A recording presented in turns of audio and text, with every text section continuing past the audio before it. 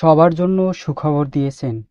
বাড়ছে পূজার ছুটি এবং সরকারি অফিস, শিক্ষা প্রতিষ্ঠান, বেসরকারি অফিস ছুটি ৪ দিন টানা ছুটি নির্ধারণ করার প্রজ্ঞাপন জারি করবে। শারদীয় দুর্গাপূজার ছুটি একদিন বাড়ানোর সিদ্ধান্ত নিয়েছে সরকার। আজই এই সংক্রান্ত প্রজ্ঞাপন জারি করা হবে বলে জানিয়েছেন প্রধান উপদেষ্টার বিশেষ সহকারী মাহফুজ আলম। মঙ্গলবার আজ ৮ই অক্টোবর ঢাকেশ্বরী মন্দির পরিদর্শনে এসে এ তথ্য জানান তিনি। মাহফুজ আলম বলেন, পূজার ছুটি একদিন বাড়ানো হবে। বৃহস্পতিবারও পূজার ছুটি থাকবে। আজকেই প্রজ্ঞাপন জারি করা হবে।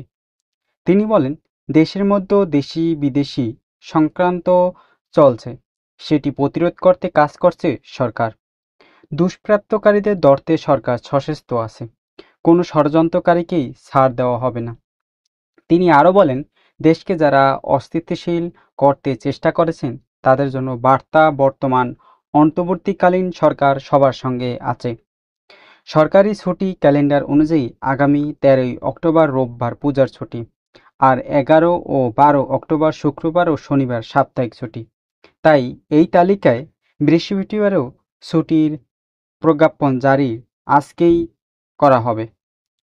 যুক্ত হওয়া দুর্গাপূজায় মোট ৪ দিন ছুটি পাচ্ছেন সরকারি চাকরিজীবী, বেসরকারি চাকরিজীবী, শিক্ষা প্রতিষ্ঠান এবং স্বায়ত্তশাসিত অফিস।